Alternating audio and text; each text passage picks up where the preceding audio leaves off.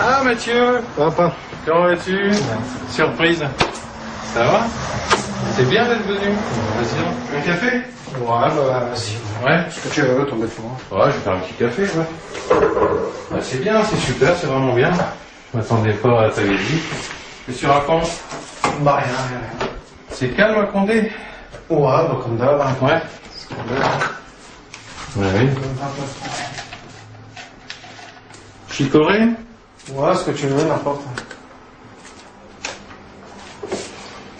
T'as des nouvelles de ta sœur sinon? Ouais, bah elle est avec Lia, elle est à la maison, ouais, elle est chez moi. Bah ça va, ouais. Ouais, donc tu me disais, combien de Ramadan? Là, ça va faire aller 10 ou 11, c'est le 10e ou le 11e que je vais faire. Alors, c'était pas une crise passagère, hein, disons. Ah non, c'est sûr. C'est sûr. Ouais. C'est sûr. Voilà. Il m'a pas fallu finalement très longtemps pour découvrir que ça n'était pas qu'une crise passagère, que c'était vraiment... c'était ça, quoi. Il avait ça en lui, quoi. Voilà. J'avais quelques doutes parce que il était déjà très souvent avec ses petits copains donc, de la cité Saint-Pierre à Condé, donc avec tous ces petits copains donc marocains, enfin d'origine marocaine, algérienne, tunisienne et autres. C'est vrai que j'ai toujours eu des copains d'origine maghrébine, quoi, mais paradoxalement, c'est pas eux qui ont fait que je suis devenu musulman, quoi. Franchement. Oui, donc ensuite j'ai effectivement appris de façon officielle qu'il fréquentait la mosquée, ça je l'ai appris, donc bon là je me suis dit ok là c'est bon, là, ça y est. Mais bon c'est sûr qu'au début ça secoue, quoi, ça interpelle, c'est le moins qu'on puisse dire. Mais après il faut rapidement essayer de comprendre, parce que si on n'essaie pas de comprendre, on va camper chacun sur ses positions et on va... Moi, je risquais de les perdre tous les deux, hein, puisque... parce que ma petite sœur... Après, sa sœur a suivi forcément le même chemin.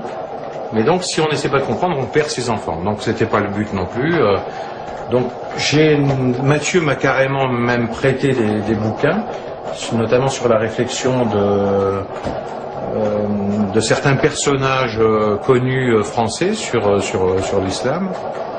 Et puis, à partir de là, j'ai effectivement commencé, on va dire... Mon travail de compréhension et d'acceptation. Et puis après, bien finalement, ça s'est très bien passé, jusque, bon, à part quelques petits épisodes où dans son discours, j'avais peur qu'il ait moins de tolérance vis-à-vis des autres, en fait.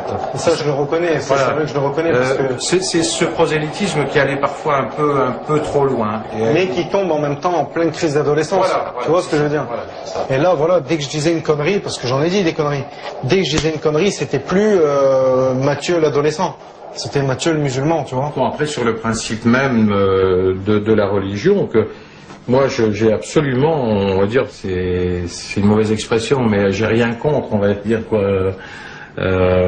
Au contraire, parce que plus j'ai essayé de comprendre, et plus je me suis aperçu que non seulement c'était, on va dire, cartésien, que c'était, enfin pas cartésien, mais que c'était cohérent, hein, voilà, que c'était cohérent, que les textes, et que c'était la vérité, parce que plus j'avance dans mon but de compréhension, et puis je m'aperçois qu'effectivement c'est la vérité, quoi, voilà.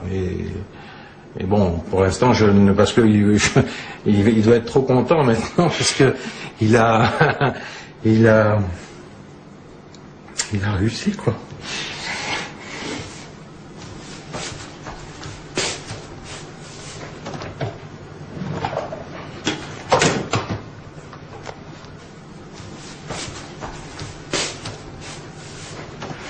C'est à la lecture des textes,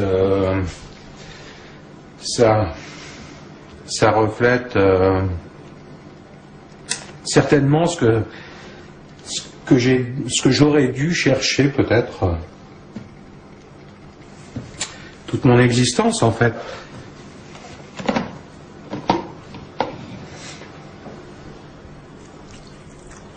Surtout que je connais son travail dans le milieu dans lequel il évolue, dans un milieu parfois difficile où il y a des jeunes qui sont désœuvrés, qui sont en quête de vérité, de recherche spirituelle, et il a désamorcé parfois des situations plus que ubuesques, plus que difficiles, grâce à la religion, et ça c'est formidable, quoi, voilà.